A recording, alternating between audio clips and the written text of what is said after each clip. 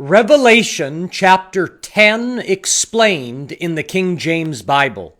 Revelation chapter 10 verse 1, "And I saw another mighty angel come down from heaven, clothed with a cloud, and a rainbow was upon his head, and his face was as it were the sun, and his feet as pillars of fire."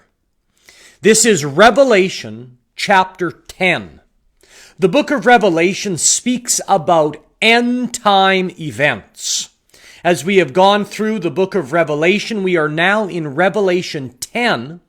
This is during the wrath of God, when the wrath of God is being poured down on the earth. The first thing we see is that angels are very much involved in the end times. The Bible says that angels are spirits ministering to those who will inherit salvation. So ministering spirits, flames of fire. They are also soldiers of God. They are fighting for God's army, the heavenly army. So angels are very much involved in our day-to-day lives, but especially in end-time events. So Revelation chapter 10 verse 2, "And he had in his hand a little book open, and he set his right foot upon the sea, and his left foot upon the earth." That is the sign of power. "And he cried with a loud voice, as when a lion roareth. And when he cried, 7 thunders uttered their voices.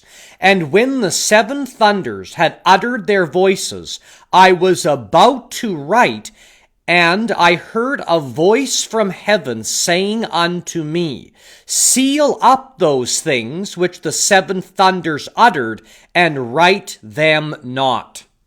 So there is a conversation or words that were spoken that John the Apostle was very interested with, obviously very important, but then a voice from heaven said, "Don't write what you heard." So there was a secret there that was not to be given to humanity, to given to the church. So it was a message that John was told, don't write that down. Verse 5, "And the angel which I saw stand upon the sea and upon the earth lifted up his hand to heaven, and sware by him that liveth for ever and ever, who created heaven, and the things that therein are, and the earth, and the things that therein are, and the sea, and the things which are therein, that there should be time no longer. But in the days of the voice of the 7th angel, when he shall begin to sound, the mystery of God should be finished, as he hath declared to his servants the prophets." So there is a mystery with God. There are some things in Christianity, in this book, the Holy Bible, that are a mystery. And one of these is the Father, the Son, and the Holy Spirit. These three are one. There is a mystery with the Father, the Son, and the Spirit. And when that mystery is fully shown and spoken to us, we will understand this much, much more. There's many other mysteries in the Bible. For example, regarding creation, the Garden of Eden, Adam and Eve, humanity. Who was Cain afraid of? When God kicked Cain out of the garden, it was Adam, Eve. Cain killed Abel, so it was only Adam, Eve, and Cain. God kicked Cain out of the garden, and Cain said that he was afraid, that he was worried that everyone would kill him. So who was everyone? Okay, so there are things in the beginning chapters of Genesis. There is mysteries there. And there's many mysteries throughout the Bible, including heaven, hell, exactly what happens upon death, and all this spiritual realm. There are great mysteries in the Bible that will be fully revealed to us. Now, we can understand most of these things, but no one will ever fully understand everything until God shows us all of these things. What are some mysteries that interest you? This is a live video. Maybe there's some mysteries in God or in the Bible that interest you. What interests you? What mysteries of God would you like to be shown? So let's continue. Verse 8. And the voice which I heard from heaven spake unto me again and said, Go and take the little book which is open in the hand of the angel which standeth upon the sea and upon the earth. And I went unto the angel and said unto him, Give me the little book. And he said unto me, Take it and eat it up, and it shall make thy belly bitter, but it shall be in thy mouth as sweet as honey. I'm going to explain that. Verse 10, And I took the little book out of the angel's hand and ate it up, and it was in my mouth sweet as honey, and as soon as I had eaten it, my belly was bitter. This means the difficult truth. Receiving the difficult truth. Sometimes it's sweet, but then can be very bitter. For example, the current state of the world. It's interesting to study. All these things that are happening in this world that we live of destruction, corruption, and lies. It's very interesting to study. It's sweet to study. But once you start really looking at your own life in this world and what is coming, it's very bitter. So when you digest the truth of the end times, it's very bitter. And John saw what was coming in the very end, a time that will be worse than any other time in history. So it was very interesting. It was like honey. It was very nice to see out of interest and amazement. But when you start to process what is going to happen, it can be very, very bitter. And as we look at the world today, I'm sure very bitter, ugly things are coming in a very short period of time. So now let's look at Revelation chapter 10, verse 11, the last verse. And he said unto me, so me being John, Thou must prophesy again before many peoples and nations and tongues or world languages and kings.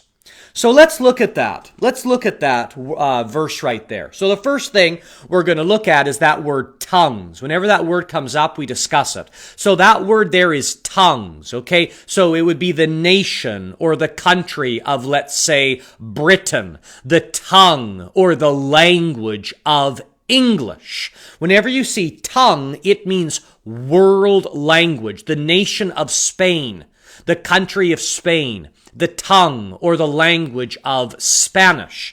Now it says here, and he said unto me, Thou must prophesy. Prophesy is another way of saying anointed preaching or speaking or teaching with power. That's what that word prophecy. Sometimes it means seeing into the future, but not always. And again before many peoples and nations and tongues and kings. I find that to be a very uplifting and encouraging verse, as God was saying, if we understand what was happening here, John the Apostle is an old man in approximately 95 AD. Maybe he's 90 years old, 100 years old. We're not exactly sure, but he's an old man living on Patmos Island. I've been to Patmos. I've lived on Patmos. It's an amazing place. It's off the coast of Ephesus, Turkey, but it's in modern Greece now. And Patmos Island is really a place that I would encourage people to go, to travel to live on for a few days, a week, study the book of Revelation, walk around the island of Patmos. I've been there twice. It's really, really amazing. So let's understand. And if people are interested with tours of Greece or Israel or Turkey, you could contact me, and Lord willing, possibly we could give those tours. Now understand this. This is a very encouraging verse. So John is an old man. And God is saying to him that he is going to keep preaching again before many peoples and nations and tongues and kings. And as I was on the island of Patmos, it was very interesting hearing the traditions of John on that island, all the things he was doing. He was busy teaching and speaking, even though it appeared to be a prison island. And then John the Apostle, in tradition, it is said that he actually was released and freed and went back to Ephesus. That's where John was living. And Ephesus was like New York or London, as we think of it today. It was a major city full of royalty, kings, people of all nations. So it looks like John went back to Ephesus and kept preaching the good news of Jesus Christ. It's very interesting. The gospel that Jesus Christ is the Son of God that rose from the dead. And it reminds me in Jeremiah chapter 1, where God puts his words in Jeremiah's mouth and sends him out to preach. So that is Revelation chapter 10 in the King James Bible. I hope that you are enjoying this Revelation series. We have all the series coming to you of the book of Revelation in the King James Bible, every verse, every chapter. Please like, share, and comment. This is a live Bible teaching. The book of Revelation is very important to learn and study so you understand what is coming. Also, please go to www.teacherjoshuajames.com. That is teacherjoshuajames.com. You can help. You can donate there. This is viewer funded. So if these messages are helping you, please donate there. This is Revelation chapter 10. Join us in the coming days for the rest of the chapters in the Apocalypse.